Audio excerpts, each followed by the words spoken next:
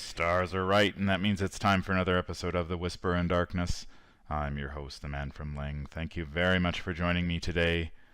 On this episode, I am reviewing the four Mystic cards from the Path to Carcosa, the second deluxe expansion for the Arkham Horror LCG. I'm reviewing each of the classes separately, so make sure you check out each of the videos when you get a chance. There are spoilers throughout if you care about that sort of thing. So with that in mind, let's get started. The first Mystic card in the box is Alchemical Transmutation. It's a 1-cost asset with a willpower skill icon and the spell trait. It enters play with 3 charges and takes up an arcane slot. It has the game text action, exhaust Alchemical Transmutation, spend 1 charge. Test willpower 1. For each point you succeed by, gain 1 resource to a maximum of 3. If a skull, cultist, tablet, elder thing, or tentacle symbol is revealed during the test, you take 1 damage. Alchemical Transmutation is essentially a burglary for mystics, I think. Both require you to take an action to make a test, and if that test is successful, you gain resources. Now, there are several key differences between the two cards. Alchemical Transmutation has only 3 charges, 4 if you're playing Akachi, the new mystic investigator from the Path to Carcosa. It also takes up an arcane slot and has the potential to smack you for a point of damage if you draw the wrong token. Finally, and perhaps most importantly, Alchemical Transmutation requires you to pass not 1, not 2, but 3 succeed by 3 checks to unleash its full potential. A lot of players are going to try Alchemical Transmutation in their Mystic decks. Personally, I've never had much success with Burglary, and I'm not convinced Alchemical Transmutation will make the cut in my Mystic decks either. The first problem I have with the card is that it takes up one of your precious arcane slots, which are normally reserved for Shriveling or Rite of Seeking. Now, I guess you could play Book of Shadows for the extra arcane slot, but that's a lot of resources to spend on gaining resources. The second problem I have with Alchemical Transmutation is that it feels like it's going to be too slow to warrant a deck slot, especially if you play a lot of solo like I do. We've seen several cards in the past, notably Scrying and Clarity of Mind, that require an action to play and an action to trigger. These cards either don't make it into the deck in the first place, or they get cut during a campaign because they turn out to be too slow. I suspect that Alchemical Transmutation will fall into this category, at least in solo play. You might have more time to use Alchemical Transmutation if you're playing in multiplayer. The third problem I have with Alchemical Transmutation is that the number of resources it generates depends on a succeed by X mechanic, where X is capped at 3. If you take 4 actions to play Alchemical Transmutation and use all of the charges, you net 8 resources, since it costs you a resource to put it into play in the first place. That's only 4 resources more than if you had just taken 4 actions to gain a resource each time. Those resources are also coming in at a trickle over 3 turns, when you might need to play your Shriveling or Rite of Seeking right now. The numbers are more favorable for Akachi because she adds that extra charge, potentially netting you 11 resources over 4 turns. Now, that is assuming the best case scenario. You succeed by 3 on all 3 skill checks. Now, you'd expect any mystic with his or her salt to be able to pass a willpower 1 skill test easily. However, passing a succeed by 3 check consistently is much more difficult. Let's assume you're playing the Midnight Masks on standard difficulty. We'll also assume you've kept a lid on the cultist during this scenario, so the skull is a 0. As you can see from the chart below, the odds of you gaining 9 resources are not as good as you might think they are. In fact, if you've got a willpower of 5, you've only got a 53.4% chance of netting between 6 and 8 resources. So roughly half the time you'll end up with netting 5 or fewer, which is really only marginally better than taking 4 actions to gain 4 resources. Your odds of achieving the best case scenario get much worse if you're playing the Midnight Masks on hard or expert difficulty, or if you're playing one of the more difficult scenarios scenarios. In both cases, the distribution and values of the tokens in the Chaos bag are much more malicious and will definitely affect those percentages. What these numbers tell me is that you either need to have an extremely high willpower, I'm talking in the 6, 7, or 8 range, if you want to have any hope of maximizing the number of resources you net from alchemical transmutation. Of course, you could always pitch cards with willpower skill icons to the test, but I think I'd rather save those for all the willpower tests the encounter deck throws at you. Most mystics also rely heavily on their willpower to fuel their shrivelings and rite of seekings, so you'd probably want to save those willpower icons for those tests as well. That means, what all this means is that Agnes and Jim and Akachi, well, yeah, probably Akachi too, are going to need to set up before they can really benefit from this card, at which point I think you really need to ask yourself, do they really need the resources now? The numbers also make me question whether this card is a viable splash in other classes. Zoe Samaras, for example, would really welcome the extra resources, but the chance of her netting 8 is quite small unless she can find a way to boost her willpower up considerably. I think Akachi is probably your best bet if you want to play Alchemical Transmutation. She adds an extra charge when you play it, so you can potentially net 11 resources. That said, she's still going to need some time to set up before she's able to succeed by 3 on a Willpower 1 test with any consistency, and it will take 5 actions to achieve the best case scenario. You might be able to spend almost 5 full turns on transmutation in multiplayer, but I don't think I've ever had that much spare time playing solo, and I think I'd really have trouble finding the time to take all those actions on Alchemical Transmutation. Now, I could see you playing Alchemical Transmutation in Akachi just to pay off her weakness, Angered Spirits.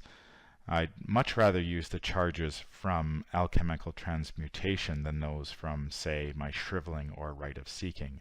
I'd rather save those for killing monsters and investigating locations, so maybe you could use Transmutation in that way.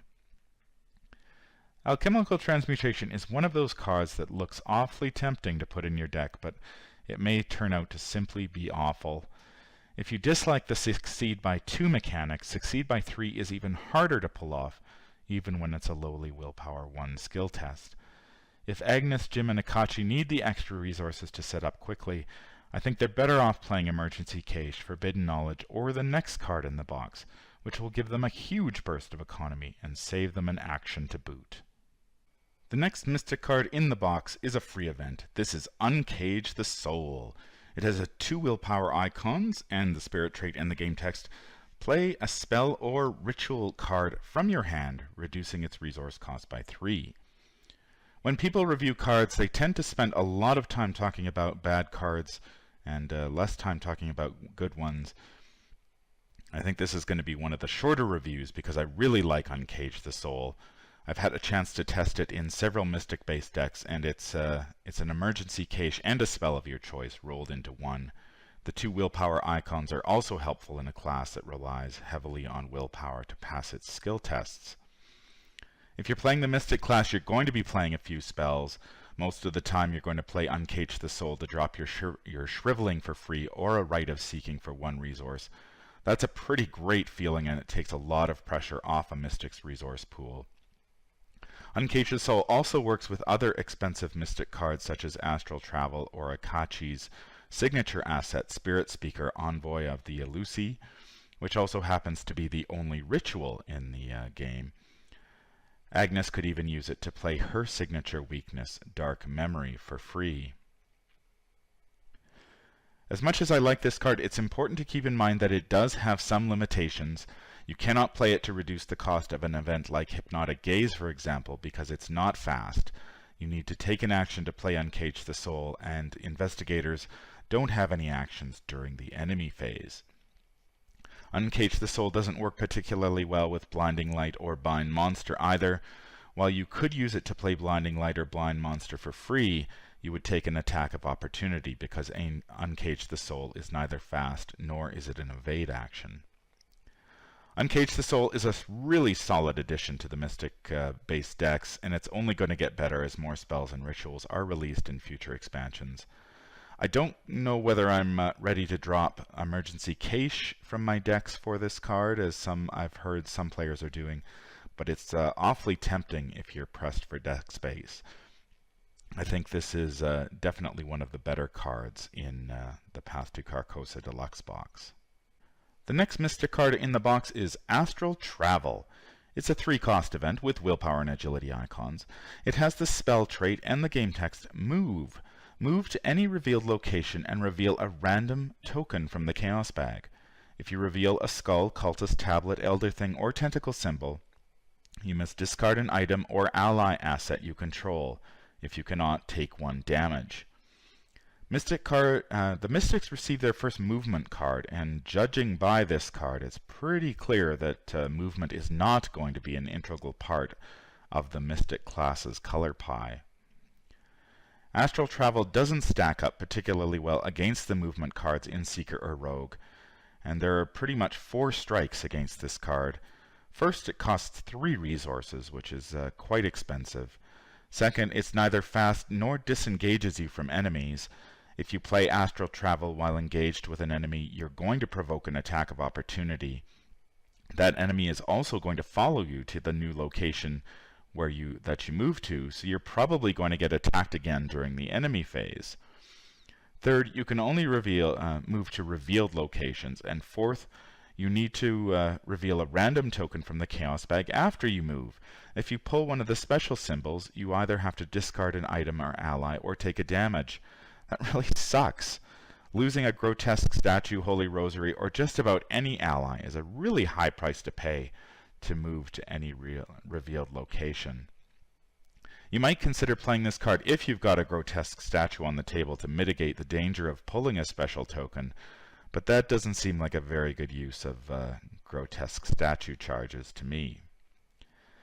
Astral Travel warns you in its flavor text that extra-dimensional travel has its risks, and in this case I just think the risks outweigh any of the benefits. This card is expensive, it doesn't improve your tempo or help you escape from enemies. In fact, there's a chance that playing Astral Travel will set you back. It'll set back your board state, which I think is just terrible. I don't think I'll be playing this card anytime soon, and I don't think you should either. The final Mystic card in the box is Spirit Atheim. It's a 3-cost asset that costs 1 experience point. It is a combat icon and the item, relic, weapon, and melee traits. It has the free trigger, during a skill test on a spell card, exhaust Spirit Atheim. You get +2 skill value for this test. It also has the action Exhaust Spirit Atheim, Fight. You get +2 combat for this attack. Spirit Atheim takes up a hand slot. Now every sorcerer worth his or her salt has a ceremonial dagger, and the Spirit Atheim is a compelling upgrade for 1 experience point. Shriveling, Blinding Light, and Rite of Seeking are just a few of the spell cards in the game that require you to make a skill test, so having an asset that you can simply exhaust to get +2 skill value is extremely powerful. Not only is this effect repeatable, it takes the pressure off your resource pool and the skill icons in your hand, letting you save those resources for other tests. The Spirit Atheim does require a hand slot, but the only Mystic cards competing for that slot at the moment are the Book of Shadows, Grotesque Statue, and Ritual Candles. Now, Book of Shadows rarely sees play because it's too slow, while Grotesque Statue usually crops up in Jim Culver decks focusing on Chaos Bag manipulation. Ritual Candles are similar to the Spirit Atheim in that you get +1 skill value during a test. However, you need to draw a Skull, Cultist, Tablet, or Elder Thing token to get the bonus, which makes them a little less reliable. Spirit Atheim's second ability can come in handy if you don't want to waste your precious Shriveling charges to kill a swarm of rats, whippoorwills, or other annoying low-health enemies. Akachi and Jim are hitting for 5 with the Spirit Atheim, while Agnes is a 4, so they have a good chance of dispatching them on standard difficulty. I think it's important to note that there is at least 1 enemy in the Path to Carcosa that can be hit by only spells or relics, so don't leave home without your Spirit Atheim when you start doing some of the scenarios from the Path to Carcosa. if you're playing a Mystic deck that relies on spells like Shriveling or Rite of Seeking to get the job done, and let's be honest, most Mystic decks are, I don't think you can go wrong with at least one copy of Spirit Atheim. Its repeatable +2 bonus will improve your odds of success without chewing up precious cards and resources. It can even serve as a backup weapon if your Shriveling runs out of charges or you want to conserve charges in the heat of the battle. I really like versatile cards, and I think Spirit Atheim fits the bill nicely. That's going to do it for my review of the Mystic cards from Path to Carcosa. I think there's some good cards and some bad cards in the Mystic card pool here. I think Alchemical Transmutation, I think it might just be too slow and inconsistent to see much play. Uncage the Soul is really good. I really like that card. It's a great source of burst economy. Obviously, I really didn't have many good things to say about Astral Travel. I just don't see which Mystics will really want it. I mean, maybe Agnes, but all the other investigators that can take Mystic cards have better options, I think, in Shortcut and Elusive. And I really like the Spirit Atheim. I think it provides a nice boost during skill tests. And it's also a nice sidearm to have if you need to kill those pesky rats. That's going to do it for me today. If you enjoyed this review, I'd appreciate it if you could leave me a thumbs up. It helps out the channel a great deal. Do you agree or disagree with my review? You can always leave a comment down below.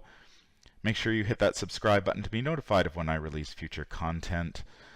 If you'd like to contact me, I can be reached at manfromleng@gmail.com. I'm also on Twitter at manfromleng. Until the stars are right, keep your shotgun close and your elder sign closer. Take care out there, and happy investigating.